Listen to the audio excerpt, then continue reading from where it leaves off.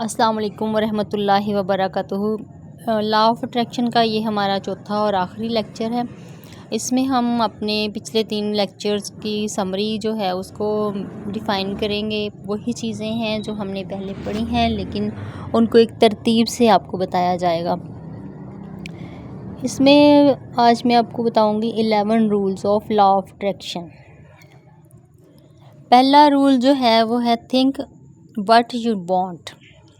हमेशा वो सोचें जो आप चाहते हैं, वो ना सोचें जो आप नहीं चाहते।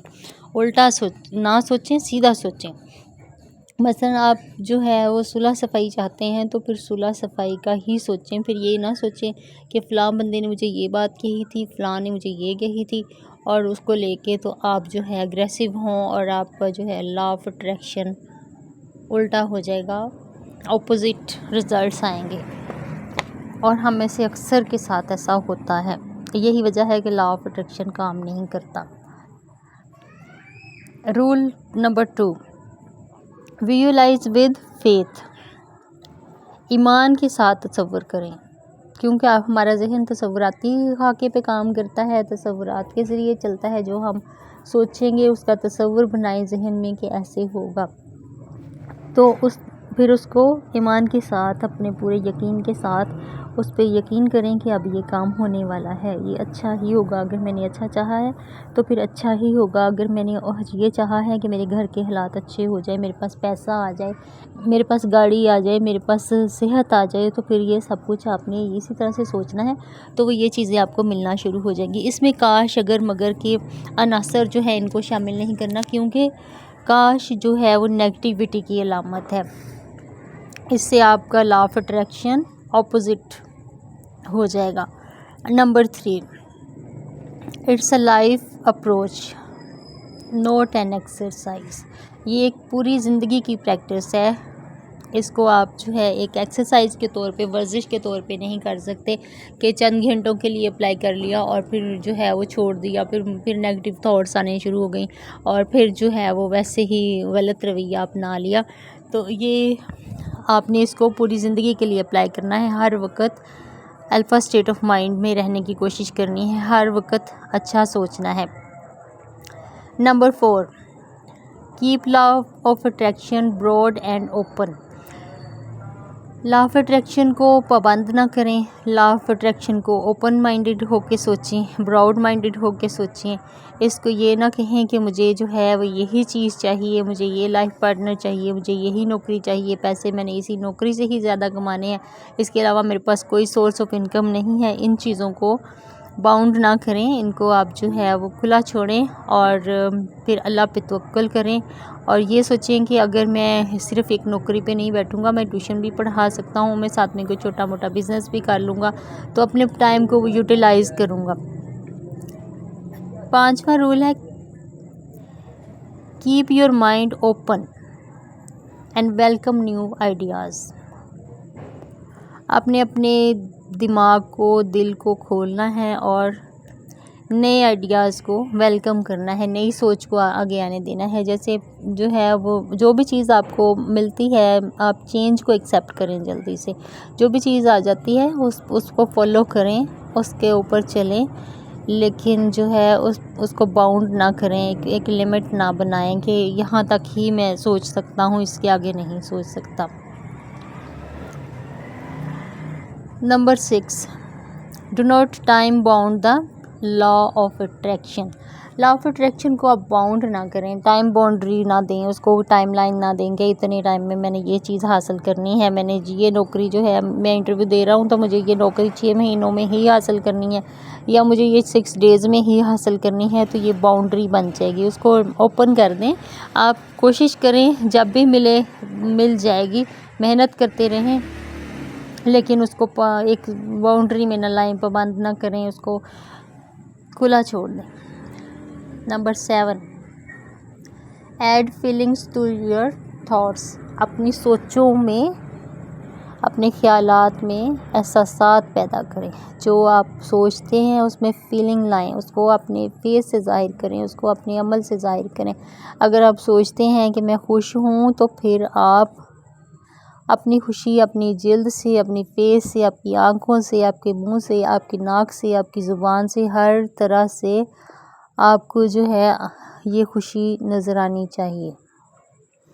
ये नहीं कि आपने सोचना ये है कि मैं खुश हूँ लेकिन आप खुश दिखाई ना दें, आपका मुंह बसोर के बैठे हुए हों कि जी मैं तो खुश हूँ, लेकिन लोग कहें कि आपको क्या हुआ है। नंबर 8 है law of attraction works in alpha state of mind. Alpha state of mind पे हम बहुत बात कर चुके हैं। अल्फा स्टेट ऑफ माइंड के लिए मैंने आपको एक गाइडेड ऑडियो भी दी थी। और अल्फ़ा स्टेट ऑफ माइंड जो है ऐसी ज़हनी कैफियत का नाम है जिसमें इंसान पुरसुकून होता है, जिसमें वो ना तो बहुत गुस्से में होता है, ना ही उसका जहन बहुत ज़्यादा एक्टिव होता है। तो उसमें जो है ना आप पुरसुकून कैफियत में होते हैं। और इस तरह की कंडीशन में अक्सर ये देखा गया है कि अगर आप इस पुरसुकून हालत में किसी को के बारे में सोचते हैं तो अक्सर उसी इंसान की कॉल आ जाएगी या फिर वो आपके सामने आ जाएगा। तो ये बहुत अच्छी स्टेट ऑफ माइंड होती है। इस अल्फ़ा स्टेट ऑफ माइंड में रह के ही आप लॉ ऑफ अट्रैक्शन को हासिल कर सकते हैं। जब आप पुरअमन होंगे, पुरसुकून होंगे, तो ही आप जो है अच्छी सोच रखेंगे और अच्छी वो सोच आप पे काम करेगी। रूल नंबर 9 है aligning your beliefs with law of attraction.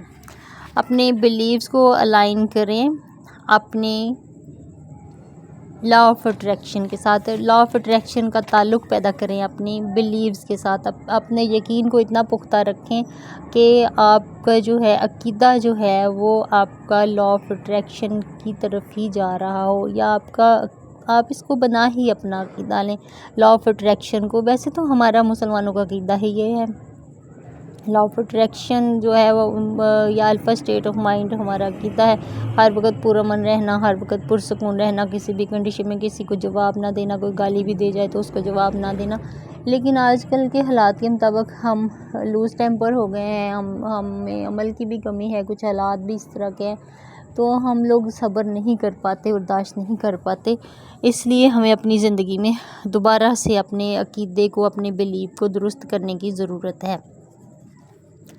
Rule number 10 है do not focus on minor failures of daily life.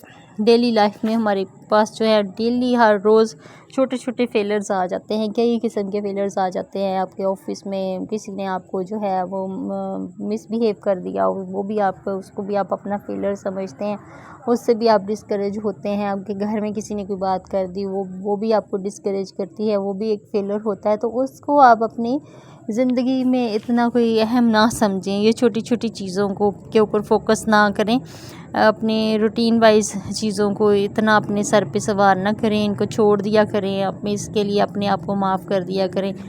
क्योंकि कहा यह जाता है कि nothing is failure, everything is feedback. जो आपका बैकग्राउंड होता है वही हर चीज़ होती है और फेलियर कुछ भी नहीं होता। क्योंकि नाकामी उसी सूरत में होती है जब आपकी इंतज़ामी सरगर्मियाँ आपके जो है इंतज़ामात कम होते हैं, जब आपने बाउंड्रीज़ जो हैं वो फिट नहीं की हुई होती हैं, आपको अपनी लिमिट्स का नहीं पता होता, तो उस वक़्त जो है ना वो होता है, ये चीज़ें जो हैं आपको फेस करना पड़ती हैं। फिर आप उसको फेलियर का सामना करते हैं, लेकिन फेलियर कुछ भी नहीं होता। आप अगर अपने निज़ाम को दुरुस्त करें, आपका अपना जो है वो एक प्रोसेस हो, आपकी अपनी बाउंड्रीज़ हों, तो फिर इंसान फेल नहीं होता। आखिरी रूल है rule number 11, take practical steps to achieve the law of attraction. Law of attraction को अचीव करने के लिए आपने हुस्न तदबीर करनी है। अपना कोई ऐसा काम करें कि आपके पास आपकी सारी ये जो चीज़ें हैं लॉ ऑफ अट्रैक्शन पे आप अमल करते रहें। हुस्न तदबीर पे मैंने लेक्चर नंबर 3 में काफ़ी तफसील से बात की थी। कि हरकत में ही बरकत होती है। जब तक आप जो है उठेंगे नहीं, तो उनको बांधेंगे नहीं, तवक्कुल नहीं करेंगे, तो फिर आप क्या कर सकते हैं। आप अपने लिए उठेंगे, ख़ुद को सोचेंगे, प्लानिंग करेंगे, तो फिर ही होगा। अब ये नहीं कि एक कमरे में बैठ के लॉ ऑफ अट्रैक्शन के ऊपर अमल करते रहें और जो है वो काम ना कुछ करें और फिर कहें कि लॉ ऑफ अट्रैक्शन तो मेरी ज़िंदगी में अमल ही नहीं कर रहा, इसका तो कोई अमल दखल ही नहीं है, ये तो काम ही नहीं कर रहा। तो वो काम कैसे करेगा जब आप नहीं उठेंगे, सुस्ती काहली को नहीं छोड़ेंगे। जब तक आप इस पे प्रैक्टिकली स्टेप्स नहीं लेंगे तो ये लॉ ऑफ अट्रैक्शन जो है वो काम नहीं करेगा। और यही वजह है कि बहुत सारे लोग जो हैं द सीक्रेट को पढ़ते भी हैं और उसकी डॉक्यूमेंट्री भी देखते हैं, लेकिन उनकी ज़िंदगी में लॉ ऑफ अट्रैक्शन काम नहीं करता। और वो क्यों नहीं करता? क्योंकि वो हुस्न तदबीर नहीं करते, वो हरकत नहीं करते, तो फिर बरकत भी नहीं डलती। वो शुक्र नहीं करते तो फिर नेमत भी नहीं रहती। जब आप शुक्र करेंगे तो नेमत भी रहेगी। जब आप जो है फेलियर का डर खौफ निकाल देंगे तो फिर नाकामी भी नहीं आएगी।